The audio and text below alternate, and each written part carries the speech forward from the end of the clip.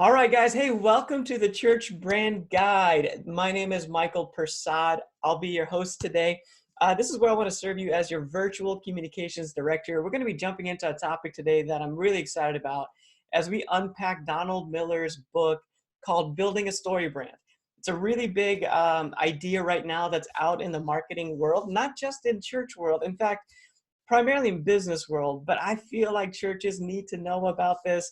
So I wanted to dedicate this entire program here today on unpacking the story brand process and how we can apply it. So I want to be very practical on how I've been helping other churches apply it and some of the results that we're starting to see coming back from applying it.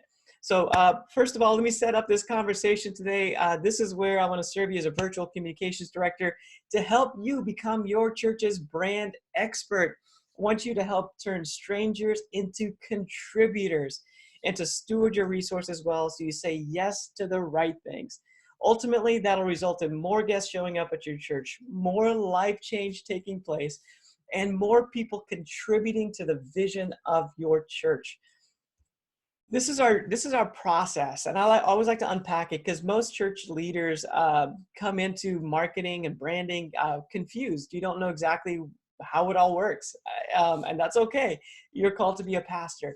I want to help you go from being confused to having a plan, and after having a plan, becoming the expert in your church, or at least having somebody on your team becoming the brand expert, so that you can attract more people, and not only that, but see people stick around and want to contribute to your vision. There's 4 steps to our process. Step 1 is to get clear. Step 2 is to create the experience. Step 3 is to attract people. And step 4 is to get buy-in. Today, we're going to be getting clear. We're going to lean into that quite a bit as we talk about the story brand process and also getting buy-in. Because when we get this right, people say, I want to be a part of that. So it's going to hit both on step 1 and step 4 today as we talk about this process. So our topic is 3 ways to apply the story brand framework for your church.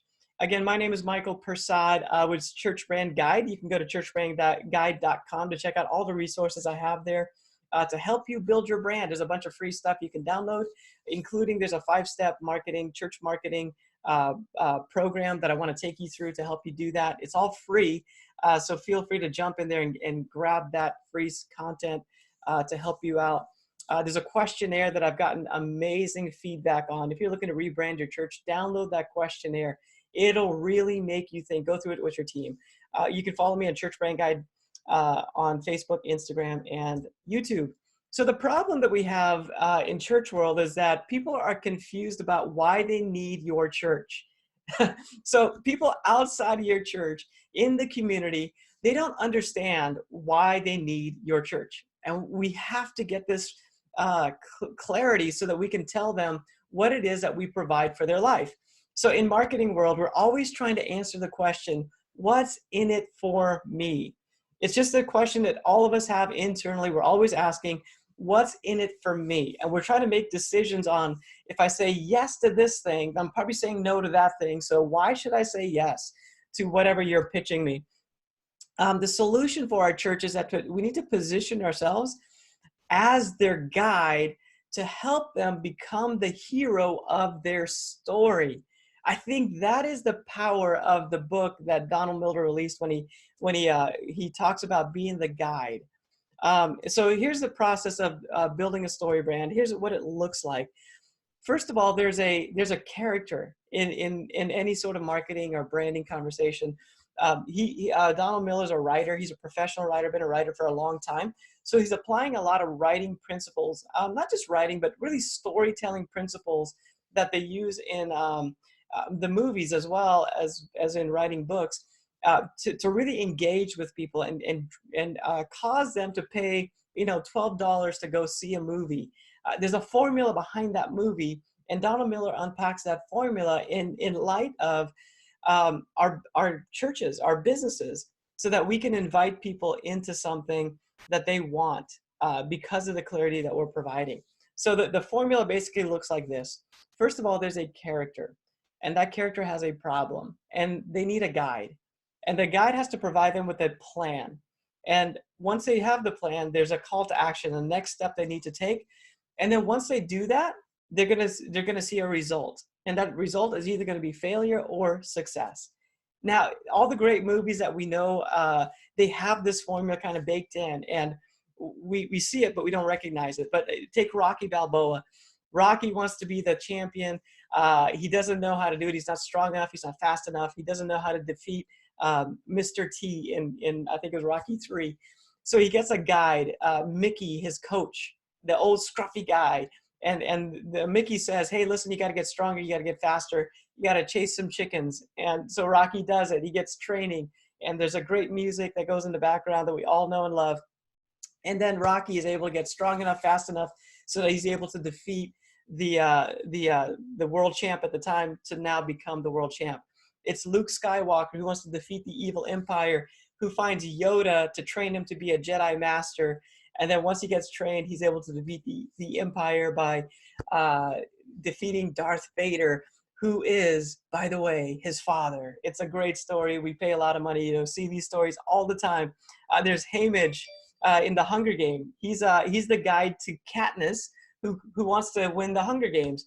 And he tells her that you need to win the affection of the audience. If you do that, then they'll send you stuff and you'll have an advantage to then win the Hunger Games. And eventually she does that. It's the same formula that we see all the time. So Donald Miller does a really great job of unpacking this formula. And then he provides some ways for us to begin to apply it in a business sense. But I want to take a moment for the rest of our time to apply it to church world. What does this look like in church world for us as a church to invite people into our story? So the thing is that the character, the key that you have to understand is that the character isn't the church. It's not us. A good brand is positioned as the guide. It's why Apple Computers is so successful today, is that they don't focus on the product. They focus on the people who buy the product in their marketing. So they focus on creative people. In fact, Apple will do commercials and not even show or tell you what their products are until like the very, very end of the commercial. They're just showing like lifestyle type of stuff. So next time you look at an Apple Computer commercial or something, just pay attention to what they're doing, because they're really selling a mindset. You might have heard their slogan. It's called Think Different. They're trying to target people that are artists, musicians, graphic designers, photographers. And they're trying to connect with them so that they could be the hero of their story. They can be the artist that everybody wants to work on their stuff. Oh, and by the way, they have this product that'll help you do that. They just position their product as a guide. And that's what great brands do well. They position, it's not about us, it's about how you can become the hero of your story that you want to become. So what we need to do is define, there's three things, and that's the title of our podcast, 3 ways we can use Donald Miller's story branding process. The first way is to really define our character. Who is it that we are really good at serving as a church? The second thing is to provide them with a plan, a simple plan that they can understand about what it looks like to be part of your church and how it can benefit them. Okay, the third thing is that we need to share results. So the last part of Donald Miller's framework was results. It's failure or success. In church world, we have so many amazing results. Another way to put it is that we have amazing stories that are happening in our church every single week that we can be telling. So we have to get really good at that. So I want to give you some very practical ideas of how, what this looks like to do it. I'm going to share a lot of what we're doing at Vibrant Church. Just to say it out there, Vibrant Church, again, we're 6 months old. We're just a very, very infant church. We don't have everything figured out. But what Vibrant Church is, it's basically an incubator for us to take all the great ideas that we've researched and put it into one thing, and then start to apply it, and then get results, and then I can share that with you, and hopefully help you to begin to understand how to apply this at your church. There's not one way to do this stuff, but I want to give you some examples so maybe it sparks some ideas of what this starts to look like for your church. So at Vibrant Church, we created an avatar. So in marketing world, this is called an avatar. It's basically an ideal client, sort of, or an ideal person that would come to our church, that when they showed up, they would say, I love it here. So everything in branding starts with the audience that we're trying to reach. We have to know who we are. We have to know the vision that God has given us. But then we have to be able to say, who is this for, and define that person. So we created an avatar. This is Chris. Chris was born in the late 80s. He lives in Broward County. So Chris is a very popular name in the late 80s, and Broward County is where he lives. So we call him Chris Broward. And he just guides us as we make decisions. And Chris is a business professional. He's been married. He's got 1.7 kids. So that's just kind of a way for us to say he's got at least a couple kids. So on average, that's kind of the average of our county of how many kids people have. He makes some good money, but he lives in Broward County. He's got some struggles though. Even though he makes good money, he's in debt and he has stress. That's as a result of that debt. So you can see there's an internal, an external, and a philosophical. These are problems that Chris has. So up top, we're just describing who Chris is, the business professional. And then down below here on this screen, you can kind of see some problems that he has. No, he wants to be the hero of his family. He just doesn't know how to do that. He wants his kids to have good moral standards. He wants to have a good marriage. Again, he just doesn't know how to do it. He hasn't been trained in it. He wants to make a difference in the world. So we're writing all these things down, and we're just painting a picture of who this character is that we're trying to reach. And they're helping us to guide our color choices, our font choices, how we do promotions for Easter, what our graphic design looks like on our mailer that we send out, what all that stuff looks like. It's really determined by this character. We chose to go with a male character. We are targeting basically people with young families. Could be men or women, but just to give you some insights, women are going to respond to our marketing more. So on Facebook, we target women. Like when we run ads and everything, we're going to target women. But what we want as a brand is that when people show up at our church, when a family shows up at our church, we want the dad to feel comfortable. So our brand leans more masculine. Like we're using fonts and colors and everything that a male would be comfortable with. We're not trying to be too feminine because guys are kind of weird. So we'll bounce if it doesn't feel right. We won't come back. But women, they're fine with it, you know. So we want to reach the women with our marketing. So we'll do some marketing that's very language and everything's very geared towards the mom in the family. And then we're also trying to create a brand that when dad shows up, he feels comfortable. So one of the other things to point out is that we want to target people that would really move the needle for our church. So if they showed up, basically they would stick around and they would want to contribute to the vision of the church. There's always going to be people that need our help, right? There's always going to be the need, but we need people to fuel or fund the need with their volunteer, with their finances and all those things.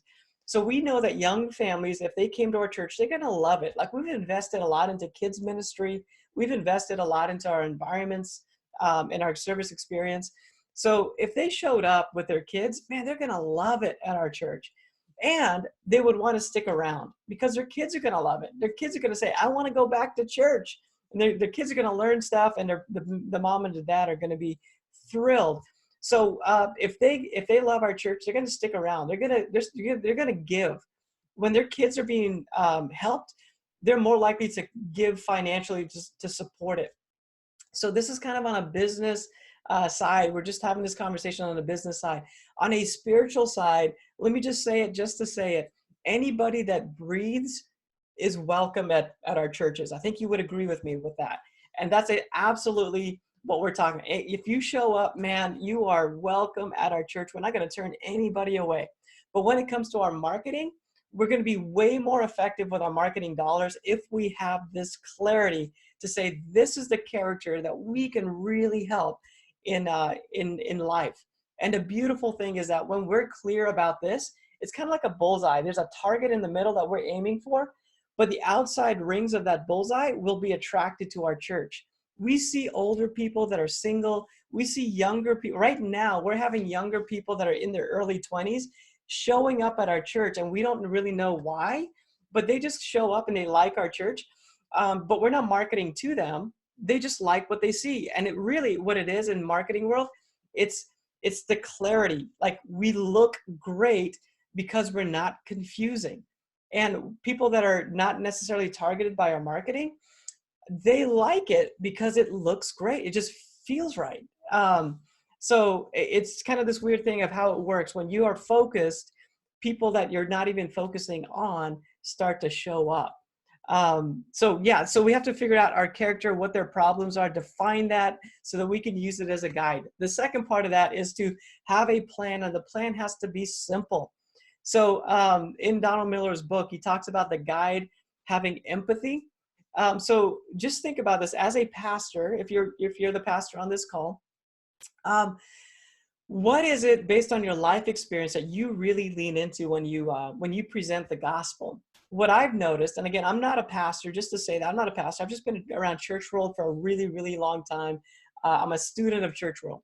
Some pastors are really, really great at presenting hope for whatever, hope and inspiration. They're just really, really good at that. And a lot of that comes from their life experiences. Maybe you've had a hard battle with sickness. Maybe you've had a hard battle with something in your life, your family breaking apart as when you were younger, something. Maybe you had a struggle with an addiction of some kind, but then like God got you out of that. And now out of that, you are leading with this idea of hope and inspiration, that there's more.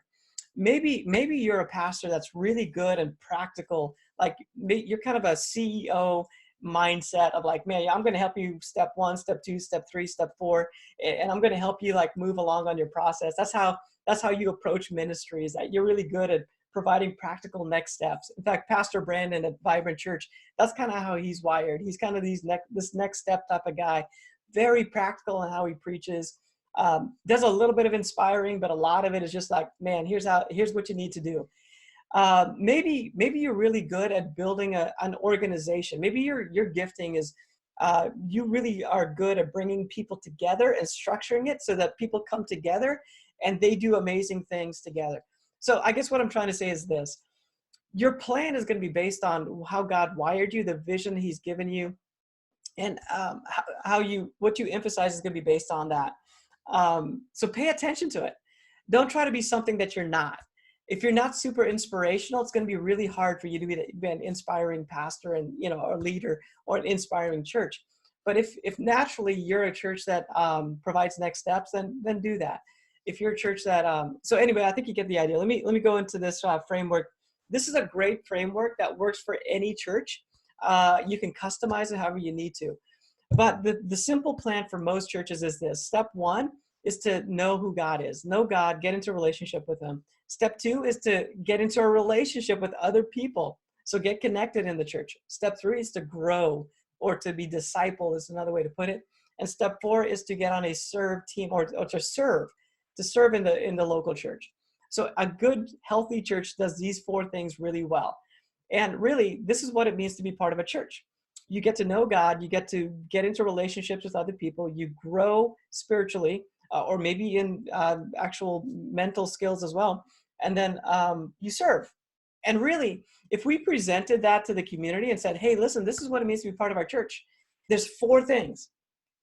Church can be very complicated. If we think about it, man, I've worked with a church, even just recently, they had ministries, committees, auxiliaries, all outreaches, all sorts of different things that you could be a part of, which all sounds great. And that's awesome. But from the outsider coming in, that's really confusing. What is an auxiliary?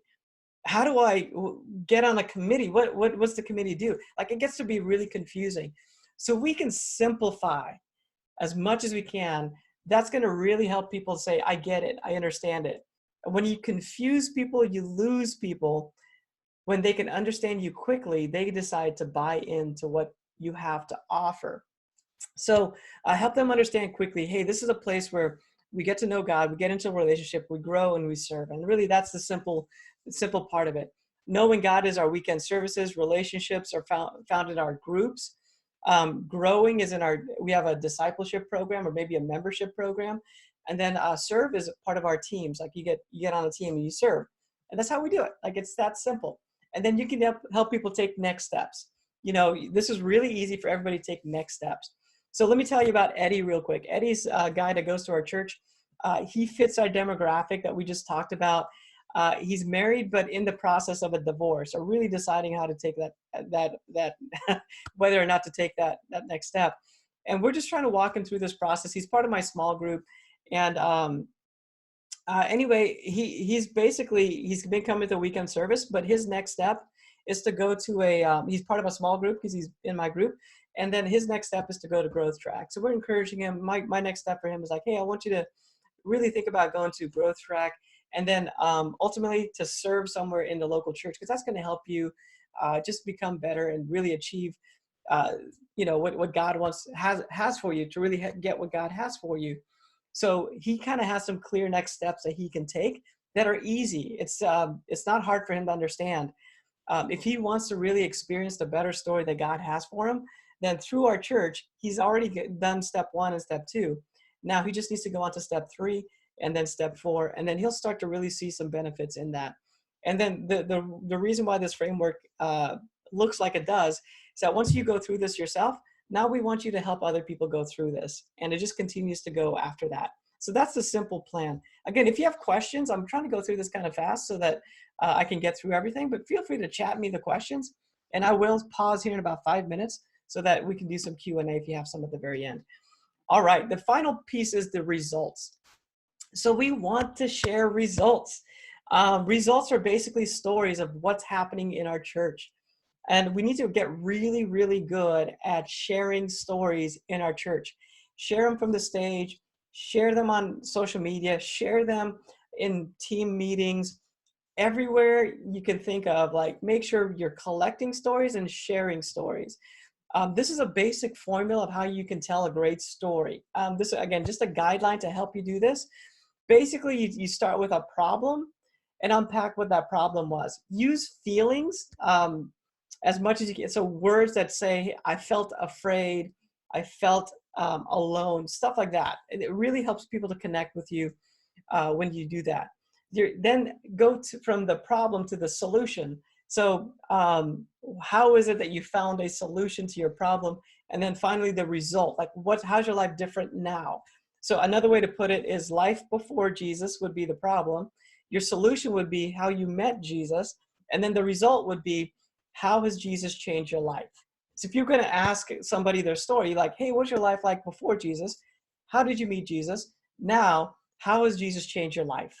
And if they can answer those 3 questions, they can tell you a pretty compelling story in a short amount of time that you can then retell in a great way. Another way to position this is, instead of the word Jesus, just reposition it as truth. So we know that salvation stories are powerful, but then there's also stories of people who are Christians that maybe just walk into a new truth that they just came into and just started to apply. So for example, maybe generosity is something new. So life before being generous, maybe you were stingy and selfish. Life, how did you get this new truth? So the solution was like, how did you find the truth? Maybe that is like you heard a sermon on it. And then the result, how has this new truth changed your life? Well, now you're contributing to maybe like Compassion International or something like that. And now a little kid's life is forever changed because of your generosity. So we just want to begin to unpack that. And this is a really simple formula, and then share it all the time. One of the things we do at Vibrant Church is that we do prayer requests. We actually have 2 cards that we, on stage during our announcements, we announce. We say, hey, we have an announcement card, and this is done on purpose because it's part of our brand, to build our brand. We have a prayer card. We just say, if you have a prayer request, fill out this card, turn it in, and we want to pray with you. And we really do. We have a prayer team that prays over those cards. And we actually read like 1 or 2 of those prayer requests, leaving out a name. We just kind of read it real quick, and then we actually pray a very short prayer from the stage, just to illustrate the value of, like, man, this is what we do. Like, if you have a prayer request, this is what we do. We come here and we pray. The second thing, which is kind of to the point here we're talking about, we have a praise card. So it's a separate card, has lots of lines on it, and it says praise. And the idea is that if you have something great that just happened in your life that God has done, we want to hear about that. And then we do the same thing. We pull out a praise card and we read one or maybe two of them. And then as a church culture, we cheer. We say yes. And there's a cheer that happens when we read it. Like just this past week, I typically do announcements at our church. So this past week, I remember announcing that there was a business owner in our church that landed 3 new deals that week. And, we cheered about that. And we read it off from the card and, we cheered. Another praise report, I remember somebody else got out of debt, like they paid off all their debt, and we cheered about that. A few weeks ago, we had one where there was a shoulder that was injured and scar tissue and all this stuff happening, and then they went back to the doctor and there was a great result. And so we shared that and we cheered about it. So it's just a simple way that within like probably 30 to 45 seconds, we get to share a story of a successful result of being part of our church, and more than that, being part of the kingdom of God. So we're actually working on this. How can we tell more stories? How can we do this? I have a page where it's called Story, and it just unpacks this formula for people in our church to be able to tell their story. And we encourage them to go tell their story on our website, on our app. We want to encourage people to share their stories on the app. We have those cards that we just talked about where we try to collect stories. And then we want to more and more develop a DNA of how do we share stories. We're not great at it yet. We want to get better at it. We want to share stories in meetings and all sorts of stuff. We're not quite there yet. But the idea on a marketing perspective is that you want to share results. This is kind of like social proof. You can preach a message, but if somebody tells a story, that message can be presented in a way that's even more impactful because it has more emotion to it. So anyway, just a quick framework to help you tell those stories. I do want to let you know that in my coaching membership, again, it's $37 a month to be part of the membership. I'm going to provide a worksheet to help you form the story brand framework for your church. When I work with churches one-on-one, I take them through this kind of journey of unpacking who they are. And I want to give you that worksheet that I use that helps them unpack their audience that they're trying to reach, how they're positioning themselves as a guide, what's the plan that they have, and what are the results that people can achieve as part of the church. Again, on a marketing perspective, people are asking the question, what's in it for me? And if we can say, hey, listen, somebody's getting out of debt, and it's a result of knowing who God is and knowing his principles through the ministry of Vibrant Church, then there's people that are in debt that need help. They feel the pain of that. Our target audience has stress in his life. Chris Broward has stress in his life because he has debt. He doesn't know how to manage his money well. And we're just saying, hey, there's a God that loves you and he wants to help you do that well.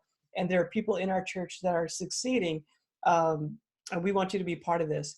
Same thing, we can think about all other areas of our lives, in relationships, marriages, kids, with our kids. And if we share these stories, we make it part of our DNA, then basically we're able to communicate the benefits of our church that people are experiencing. And instead of saying our message on Facebook is like, hey, come on Sunday at 10 o'clock, you should come on Sunday. Hey, come on Sunday, come on. Instead of just being like a taker, you're always kind of asking people to come to your church event. You're sharing stuff. You're giving. Hey, let me tell you about Chris. Let me tell you about Joey. Let me tell you about Susan. Let me tell you all these great stories that are happening in our church. And you're not being like, directly asking them to come.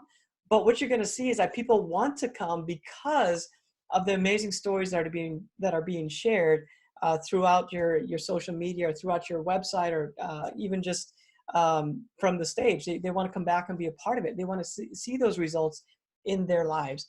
So that's one of the really big benefits of the story brand framework is just repositioning our messaging and our mindset of like, we aren't the hero of our story. It's not about highlighting how great we are. It's about highlighting how great people in our church are as a result of being part of the church. So again, let me just say that It's not about promoting how great we are. It's not about promoting how great our kids ministry is and talking about how amazing we are. It's about promoting the results that are happening in our church and letting that shine in our communities. And that's going to help people to connect way more in our church. So let me wrap things up. I'm a little bit over our time, but let me wrap things up here today. If you do have any questions, feel free to send them in our chat. If you want to unmute, you can certainly do that as well. And just give me a wave or unmute yourself, and I'll see you on the screen so that I can come and answer any questions you might have about this topic, about building a story brand. While you guys are thinking, again, if you have anything, I'm just going to close up with a couple of announcements. So the Story Brand Framework is by Donald Miller. He has a course that you can actually go through. I've actually taken the course. It's an amazing course that helps you get clarity. And his book is amazing. So at the very least, you can get his book and begin to apply some of the things that we've talked about here. Also, the Church Brand Guide is just a great resource for churches. So I hope you check out the free resources that are there. There's a questionnaire to help you with your website. There's a sample brand guide document to help you there as well. And of course, there's the membership area that you can check out. If you're just thinking about branding or rebranding or anything like that, the membership area is great for you. There's no commitment. You can just sign up. And if it's not working or if you're done for any reason, you can always drop it anytime. So it's very low cost and high benefits just to help you in your rebranding process. All right, I don't see any questions coming in at this point, so I'm going to start to wrap things up. If you have any final questions and you're on the call today, get them in really quick, and I'll love to answer those for you. Otherwise, thanks for joining me today on the Church Brand Guide podcast. I hope this is helpful, and I hope that you are able to get a lot out of this webinar that we share from week to week. Thanks for joining me, and I will see you guys next time.